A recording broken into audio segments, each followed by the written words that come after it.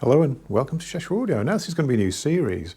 What I'm thinking of doing, I've been sort of talking about this for a while now actually. I want to do a series sort of called Cosy Chats, because I like the sound of that.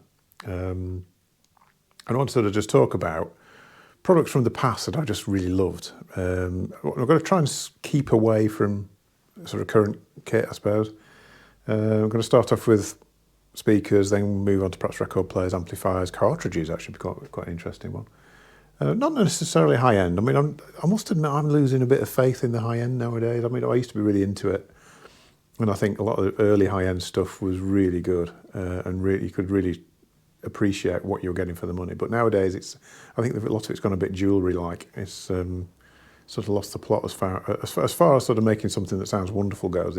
Some of them just seem to have gone off the mark a little bit, really. But yeah, I mean, there's quite a lot of, particularly speakers are quite interesting. I think it's not so much like a record player and amplifier. With record players, there's kind of rights and wrongs. I mean, there's a certain element of subjectivity about it. There's a certain element of sort of tonal balance, perhaps, but there's not a lot of change with record players. Whereas with speakers, a lot of what they're about is balance and how they present the music in that way. Not so much about musicality and timing and all that sort of thing. There is an element of that, but a lot of how a speaker performs is down to how an amplifier drives it. But then it will have its own kind of characteristic. And we all kind of get different things from a sound, I think, really. I don't agree with people. I've heard this said a lot. Some people say, well, we all listen we all hear differently. I don't agree with that. I don't think that's true. I think we all hear the same, but we have different expectations of a sound. We have different aspects of it that we sort of key into. Some people like to be able to pick up a vocal very clearly. Some people like all the background information, like your cymbals and the clarity in there. Some people just like bass. Usually the people who just like bass are people who haven't really sort of come into the sort of proper audiophile world so much, because everybody likes bass. I think I've had this conversation before. But once you start to understand the pitch and the timing and the actual emotion in music, then it starts to become a lot more interesting. But anyway, let's not talk about that. Let's not do any more going off on tangents. Yeah, speakers. I mean, it's, like I say, not necessarily high-end. There's been a few speakers over the years which have really, straight out of the box and thought, wow, these are something special. And there's an awful lot of them are actually quite budget. It's surprising. Even today, I mean, I've found this with a lot of speakers. Sometimes the bare essentials model that a manufacturer does can sometimes be the most rewarding, really.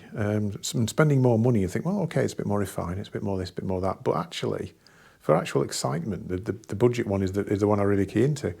I mean, there's a few examples of that. I think Mordaunt Short, who did a big range of speakers, this is some great stuff in the 70s.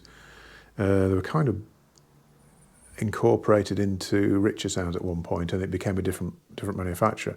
But in mid-80s, towards the end of the 80s, there was a range, and there was MS-10s, MS-20s, 25s, 35s, I think. I can't remember the further up the range, but there was a series of models came out. And the MS-10, which was a tiny little thing, only, this kind of height, they were absolutely wonderful. And the thing about them was they were so small, but yet so capable. And I think psychologically up here, I think you sort of listen to this speaker and your expectations are low. But then when they perform like they do, used to take people by surprise. They were really easy to drive. They had a quite cheap, very, very cheap treble unit. I think I can't remember it was an Audax unit that was I think they were about £5, the treble units. And loads of manufacturers used them. But the MS-10s, really, really good. I used to quite often put little MS-10s on for people who come in and they wanted a lot of bass. I'd had the same conversation, trying to educate people about musicality. Sort of within their budget, they'd want a lot of bass. So to be said, well, I just want to have a cheap record player, cheap amplifier, and a big pair of speakers because I want bass. So you put that on for them. Then you clear out the room and you put on a really expensive record player, a mediocre amplifier, and a pair of MS-10s, and they'd look at you as though you're nuts. How are they going to produce any bass? Don't worry about the bass. listen to this and see what you think. And the pitch and the timing and the enjoyment in the music and the excitement in the music was suddenly there. Whereas these big lumbering speakers have been sort of plodding along, trying to keep pace with the amplifier that couldn't really drive them right, a turntable that wasn't really giving them much information. And it was, you see this sort of spark of recognition in people. Yeah, I see what you're getting at, actually. And quite often they'd have a pair of MS-10s and a Linn Sondek or a whatever turntable, at the time, a Rock Sound or something. And it was very effective. So MS-10s I always think of as being something quite special from that era, really.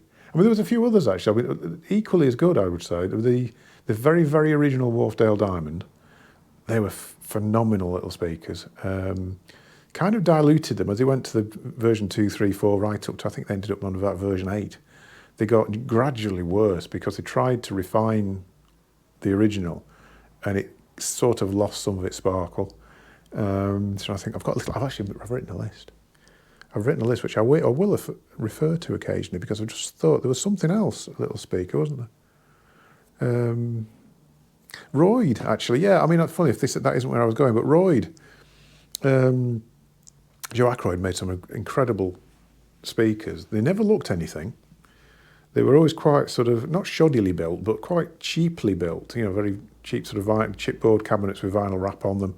Some of the higher end stuff with wood veneers, but everything he made was wonderful. Little A7s, phenomenal thing. Same treble unit as MS-10, I think they were. That little, what was it? I can't remember now. Same treble unit anyway. And then there was the Conistons, the Ace, Conistons, Edens, Sintras, all in a little tiny cabinet, all performed way above where they should have done. The Sintras, I always thought, were a better alternative to Linn cans. They were much more refined than cans, a better bass extension, and were almost as quick, sort of dynamically. They seemed to they'd keep pace with cans easily. The memorable one out of the range, which is the one I put on the list over there, and a lot of people might remember them, was the Royd Minstrel. And I'm going to keep putting pictures here. I might have done this already, but that's why I'm sitting to the side. We're going to have pictures here. Royd Minstrels. It was Joe's homemade, basically. He used to make his own drivers and his own magnets. The base mid-range drivers were his own. Treble units were bought in usually. Very simple design, very simple crossover. And the Minstrel was 70 centimetres tall, probably. Leaned back quite considerably like that, was only quite thin. So it was almost a panel speaker. Leant back, had a little platform that it sat on. And crazily big sound, fantastic bass extension, would work in any situation. They had side-firing ports, so you could actually tune them to your own little bit. If they didn't work one way around, you could switch them the other way.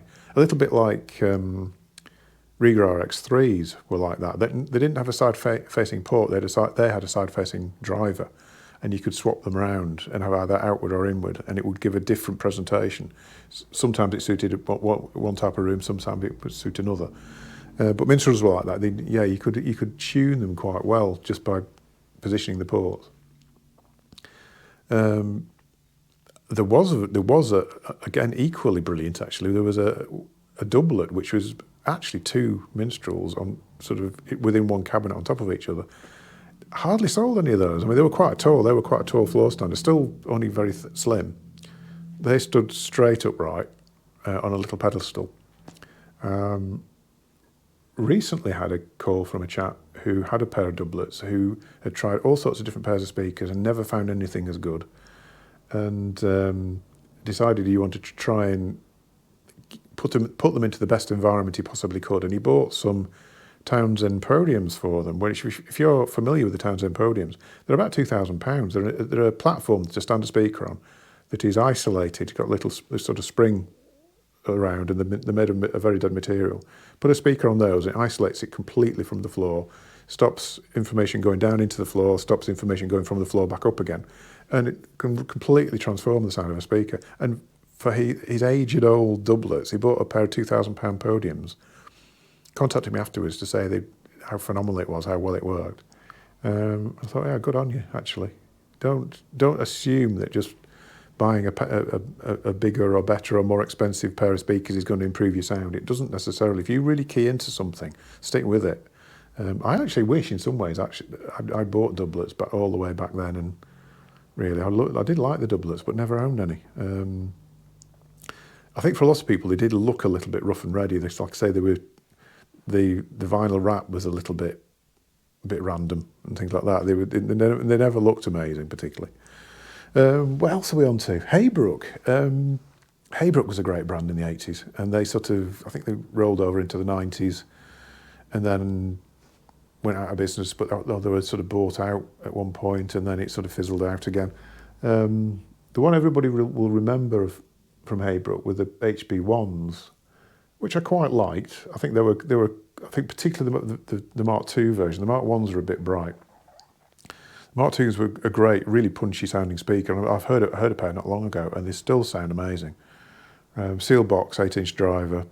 The one I actually really liked from the range, though, was the HB2. I mean, there was HB1, 2 and 3. The 3s were rare, didn't really see them very often. They were I think the 3 was a bit of a sort of competitor to Isobariks, I suppose, Linn Isobariks. And hardly ever saw any. I didn't really rate them particularly. I heard them a few times and thought they sounded a bit odd. But the HB2, which a lot of people sort of dismissed, I think, really. But they were a smaller speaker than the HB1. They were ported, a completely different design. They were ported. This sort of height, probably. That sort of possible. Yeah. Deep. They were more of a sort of a deep, short speaker than HB1s. Smaller drivers. I think they were about 5 or 6 inch bass mid, I think, on those. But they were completely different to HB1s. HB1s were all about dynamic and excitement. The HB2s were very laid back, actually, which, as I'm saying this, it sort of surprises me that I really like them. But there was something about the presentation. They had a huge soundstage. If you put them on a really good stand, move them right out into a room, the imagery was phenomenal of them. They would just seem to disappear in a room. And they used to suit things like Naim, like 72140 or 72 High Cap 140, you know, the pre-powers with a power supply and whatever. And that sort of combination, say a Linn Sondek or a Pink Triangle or a Roxanne turntable with Naim amplification and a pair of HB2s. I love that sort of those sorts of setups. I could just listen all day to things like that. But for some reason, people don't seem to remember HB2s. I don't know why that is, really. Where should I go now? I'm trying to think, where are we up to now? Done those. Acoustic Research Air 18s. If you watch this channel a lot, you know I'm obsessed with Air 18s.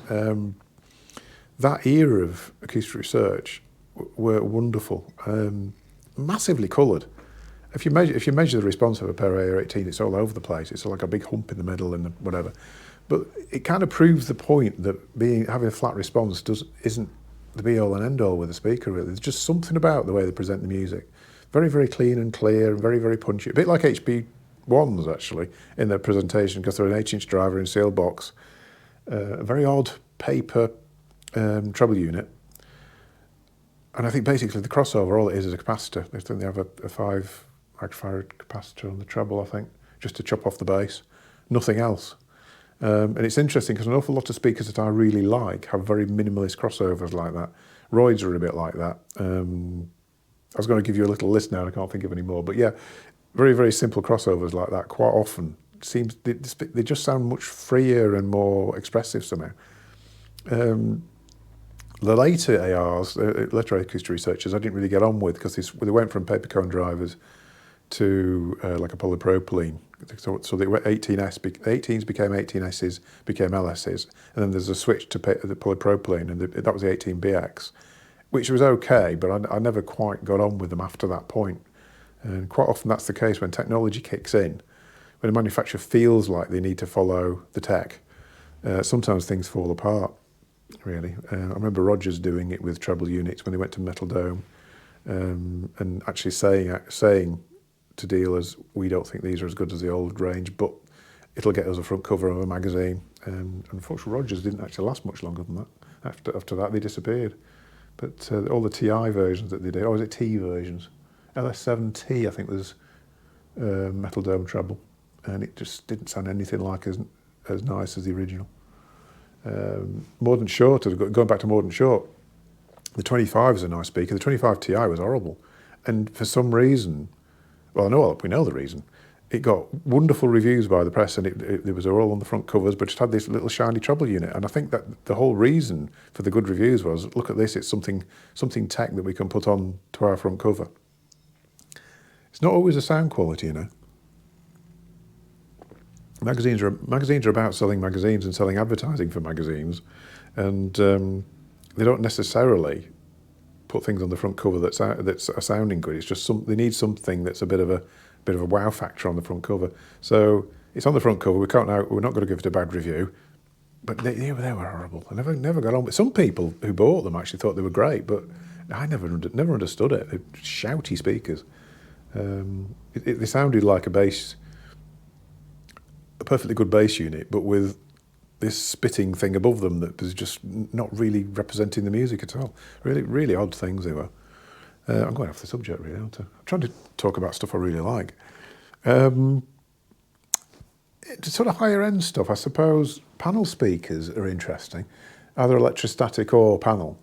I always really like Magnum Planar, particularly the smaller end, like SMGAs and MG1s, possibly 2s.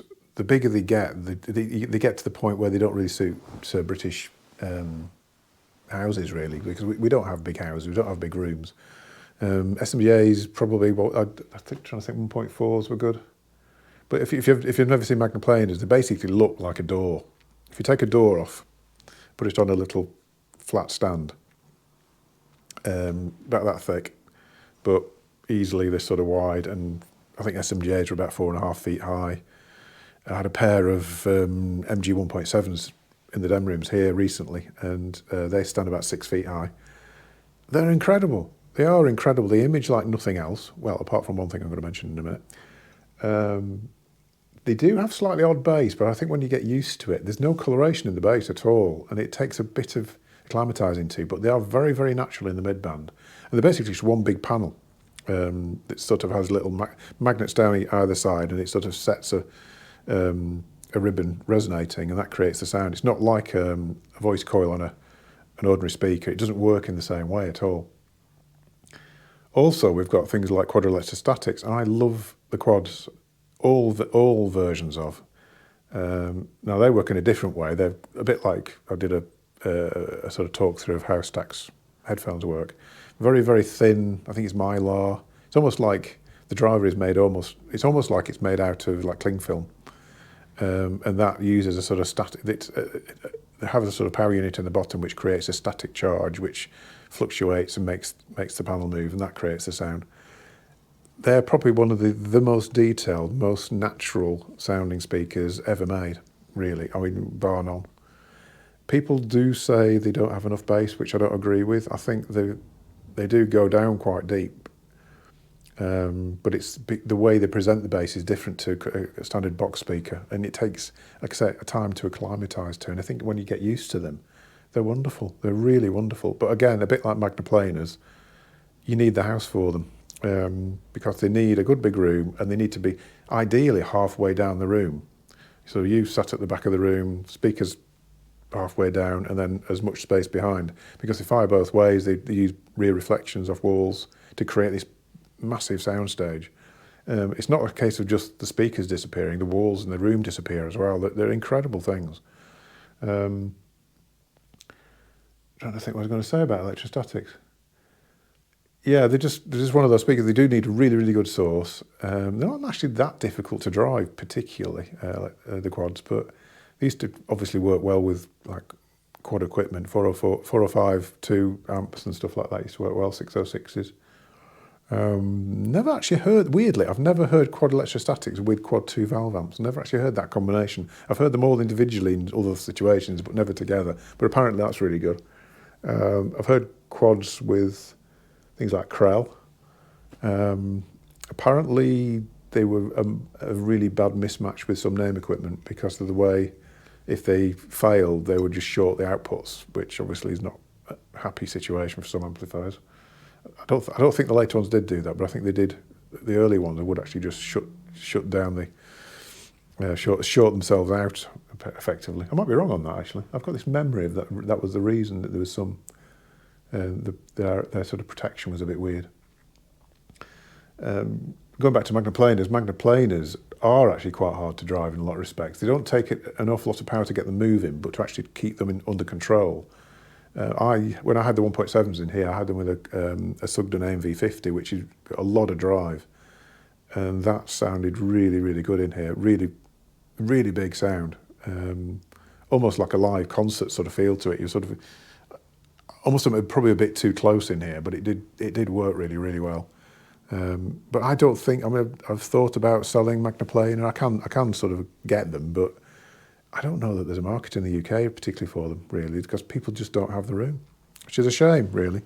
I suppose in other more conventional speakers, higher end stuff, I've always liked Sonus Faber as well. Not that convinced with what they're doing nowadays, really. I think the last really good Sonus Faber I heard were Cremonas. Earlier than that, I used to really like Electos. Is it Electo or Electa? I always forget because John Michel did a power amp that was designed by Graham at Trichord. I'm going on a tangent here, aren't I? And that was called either Electos or Electa. I think the amps were Electos, and the Sonus Fabers were called Electa, I think. And they were quite a short, stubby speaker, sort of that deep, that sort of height, that sort of width, very rounded edge.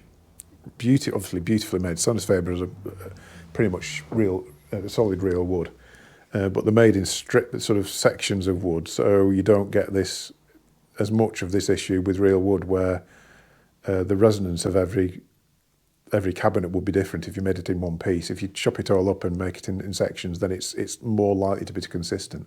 That's why manufacturers don't use real wood generally, because it's a bit like, let's say, a violin or whatever. With an instrument, you want it to have its own character. With a speaker, you don't. You want it to have no character whatsoever. You want it to be neutral. And creating neutral from solid wood is really difficult. So they tend to be MDF which is a consistent material, with a veneer on. But for the sake of beauty, Sonus Faber and a few others actually, and Opera do as well. They use solid wood, but in strips so that it's a bit more controllable. Electors and Extrema, actually. I really like the Extrema. Like I say, I'm not usually that into ultra high-end stuff, but the Extremas were really good. And they were a big stand mount speaker.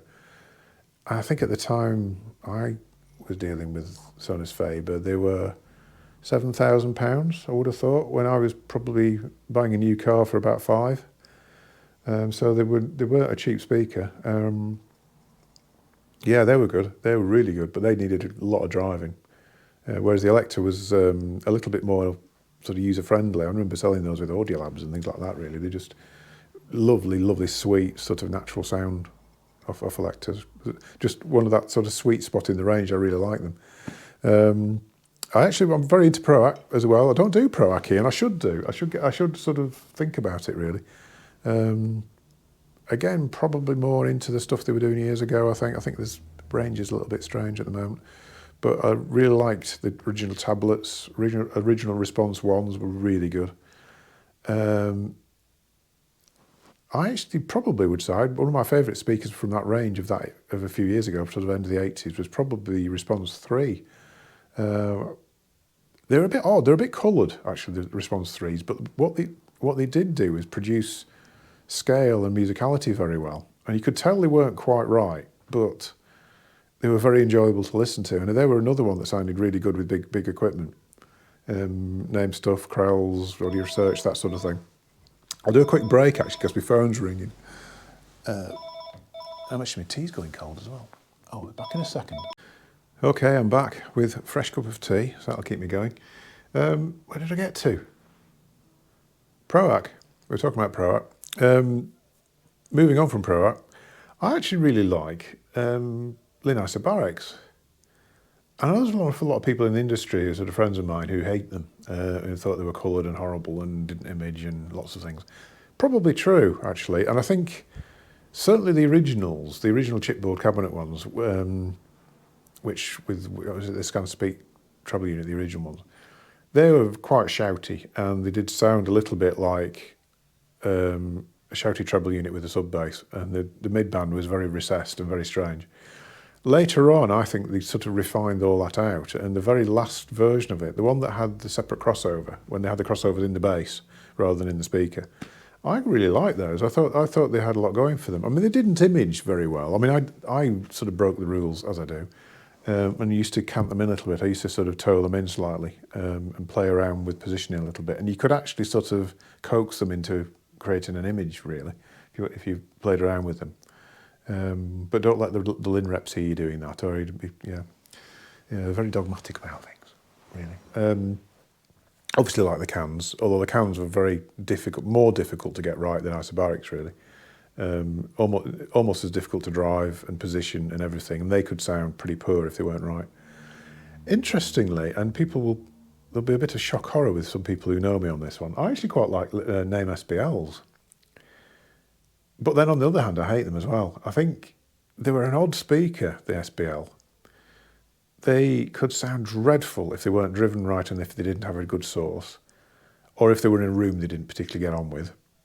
If you were in the right circumstances and they were usually active, I mean, I didn't hear many combinations with SBLs that were passive that sounded good. Very, very clear, but somehow too bass light to be acceptable and a bit aggressive at the top end. But when you went active with them, which is having a power amp and crossover network per drive unit instead of it all, active's a bit weird the way it works. It's not, generally what you will have is an amplifier with it, so you go preamp to power amp, either within an amplifier or within separate boxes. Preamp, power amp, then into the crossover of the speaker, that splits the signal and then feeds treble to the treble and bass to the bass. Active is different. You have a preamp, then you have a crossover which sorts out the bass and the treble, then it's amplified and then it goes to the speaker. And it means that it's a lot more accurately done. There's various reasons for active, actually, why it's better. It also means the amplifier's not necessarily doing as much work because it's only sending certain frequencies, and you can hone it a bit better and make things sound better. The speaker's not got componentry within it and things. So there's loads of reasons why active is better. It's just really expensive because you're buying crossovers, you're buying multiple power amps, you're buying speakers that are specifically for active and all that sort of thing. So it's an expensive thing. But SBL's active could sound wonderful. It was so clear and such a big sound. I'd probably say the amount of times I heard SBL sounding amazing was probably 5% of the times I heard them. It was, on the other 95%, they sounded dreadful. So, yeah, do I like them? I don't them. I do. I think they're one of those speakers, if you spent the time on them. They were a weird design. They were sort of a 3-box design, two-way speakers. The treble unit was in a little top box which was attached to the bass by almost sat on its own stand within the speaker. The middle box was sitting on the bottom box, I think. I don't think it had a separate stand, but it was physically separate from the bottom box, and it just had a seal between.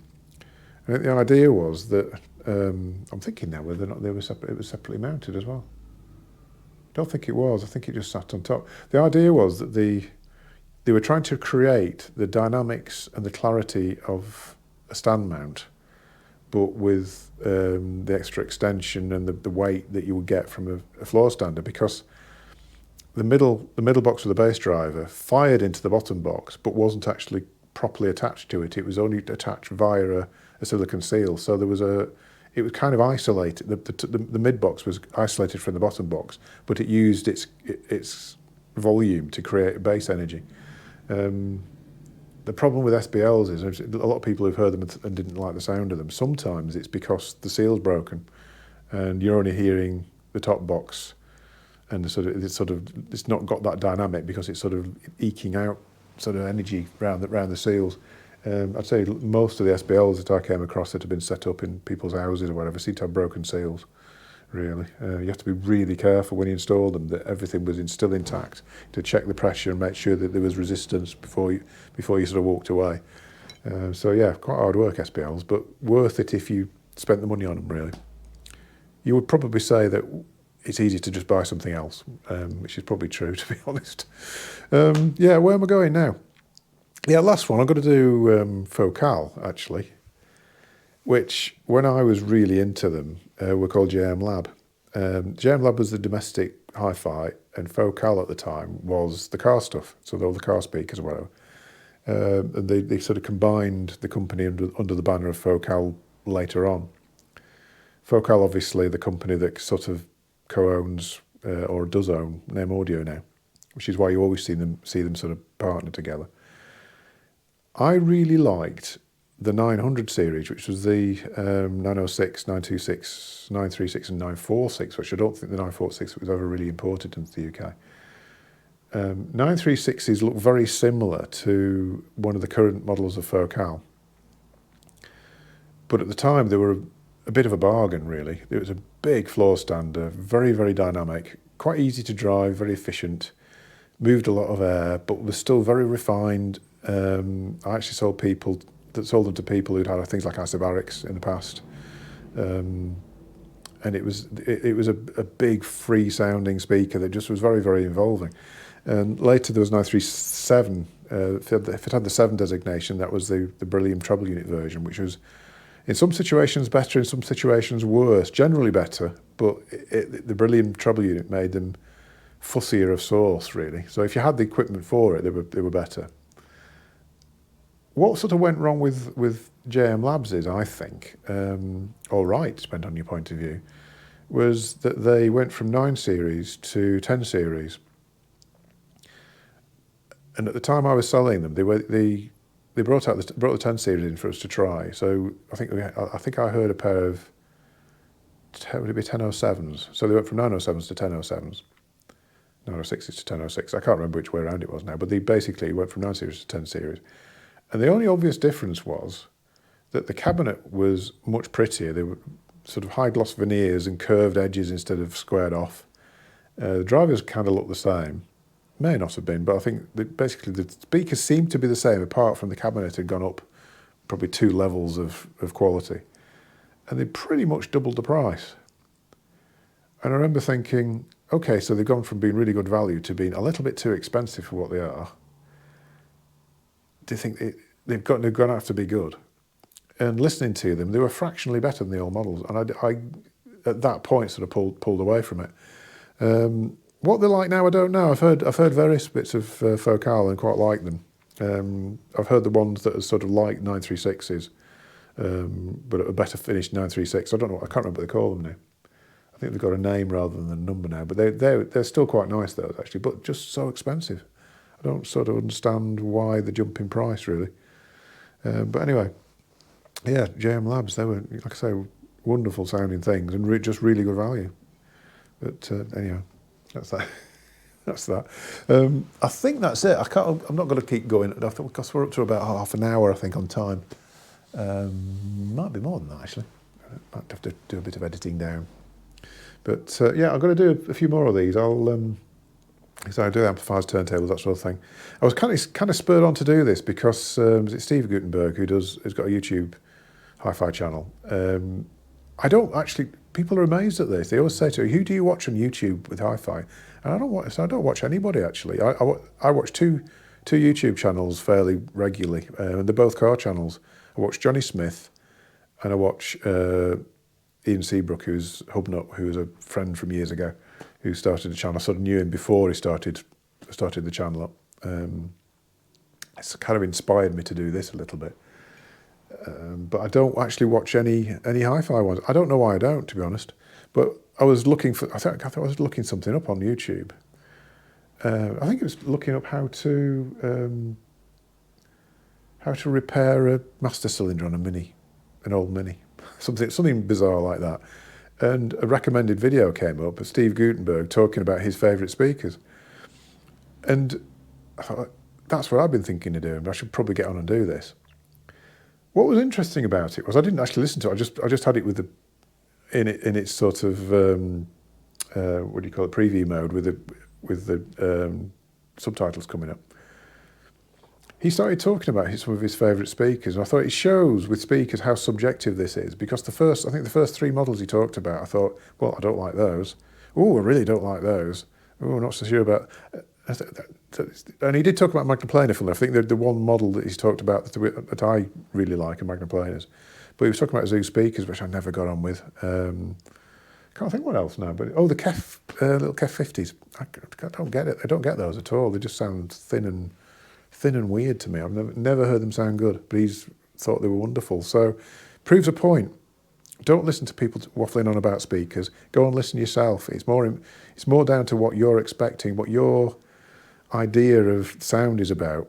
Like I say, we all hear the same, but we have our own criteria for listening. And I think with speakers, a speaker design will have made compromises. There'll be things about the design which will be good, and things which are sort of, due to price constraints, will be limited. You might find this out, they're perhaps a bit slow, but they're very clean in the treble. You might find they have a wonderful mid-range, but the bass is a bit overblown. They might have fantastic bass energy, but they're a bit aggressive. And it depends what you key into as to whether you'd say, well, that's a good speaker or a bad speaker. Different people have different ideas on this. Like I said, I've said before, hi-fi systems aren't about tonal balance really, but it's a factor. I mean, it should be about the musicality. I mean, generally with record players and things like that, it's musicality. It's about how they recreate the sort of energy and the soul in the performance. The bass and the treble and all that sort of thing is more about the venue, and you get used to a venue. But still, it's something that, you know, when you're listening to speakers, it's still something that you will key into certain aspects of the sound, and it's important. It's an important thing. So anyway, on that note, was that a pun or not? No, not really. I'll leave it there. Hopefully I'm going to do some more of these. There's a bit more involved with all the sort of pictures and all this sort of thing going on, so I'll try and do some more of these. It might be a bit sort of spaced out between reviews and between this and that and the other and stuff. So hopefully you like this idea. We'll see how it goes. I've got through 2 cups of tea. I've not actually drunk much of this. No wonder it goes cold, because I don't really drink it. It's here to try and slow me down, because I find if I don't have a cup of tea in my hand, I talk too fast and I lose myself a little bit. So if I have a cup of tea, it just slows down the presentation. It makes things go a bit more slowly. Anyway, I'll leave it there. Stop waffling. Thanks for watching. I think we're actually on 8,000 subscribers. Like I said in the previous video, shocking. I don't understand how it's got to be this big, really. But yeah, thanks for all the subscriptions. Don't forget to give us a like as well, and I will see you in a future video. Hopefully it won't be too long. I'm away next week, so there'll be a bit of a break. So if you wonder where I've gone, I'm in Cornwall on holiday with my 2 sons, wife and son's girlfriend, so that should be interesting. I'll see you soon. Thanks very much.